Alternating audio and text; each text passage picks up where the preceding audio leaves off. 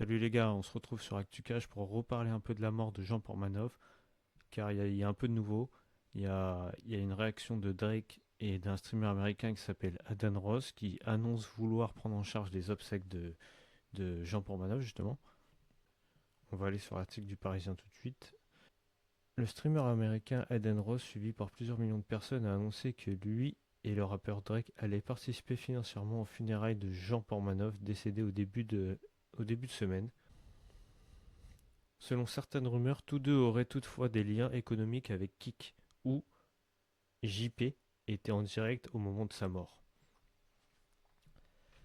En fait, moi, le truc qui me choque un peu, je sais pas vous, c'est c'est de me dire que c'est des stars américaines déjà internationales et ils sont même pas en France. Ils sont en train de parler de la mort d'un Français, que même les stars françaises, personne n'en parle.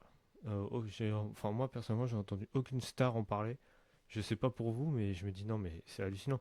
Après, oui, je me dis certes, pardon, je me dis certes, c'est c'est pour reprendre du bad buzz, pour essayer de dédramatiser un peu la scène, parce que comme on sait que Drake il fait partie un peu de Kik et que Aden Ross c'est un streamer qui est le numéro un de la plateforme là-bas, je dis ils essayent de désamorcer un peu ça, quoi, de se faire bien voir, alors que en vrai ils s'en foutent. Mais moi c'était juste pour dire qu'en gros, je me dis, aucune star française n'en parle, et eux, même si c'est pour du business, pour du buzz, je me dis au moins ils en parlent, tu vois. Parce qu'on peut le voir ici, que même dans les commentaires, là, si on regarde, on peut dire que même elle, tu vois, elle le dit, oui, ça s'appelle la communication de crise, le damage control. Les Américains sont l'inventeur du concept, donc ils sont en général plus doués que les Français là-dessus. Il y a un commentaire de Jean-Bot qui dit, ils sont liés à Kik, l'un en est le plus gros streamer plus partenaire, l'autre a des parts dans le holding. Donc on peut dire que c'est du damage control. Ils n'en ont rien à foutre de ce type, ils veulent juste conserver leur business. C'est un peu ce que j'étais en train de dire, en fait, ils s'en foutent. Ils veulent juste euh,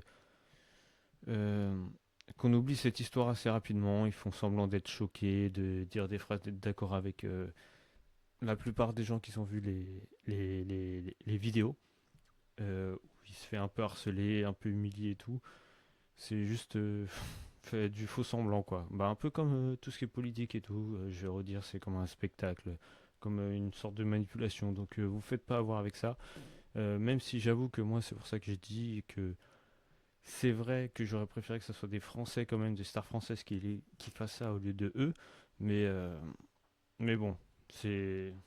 Ne vous faites pas avoir, en tout cas, ils sont pas là en mode empathie et tout. Donc moi, c'est ce que je pense. Après, il y en a, ils sont d'accord avec moi dans les commentaires de ce que je vois de ce post-là. Donc n'hésitez pas à vous me dire ce que vous en pensez. N'hésitez pas à liker, à partager, à vous abonner. Et surtout, mettez des commentaires parce que j'ai vraiment envie de savoir ce que vous pensez. Et salut à tous.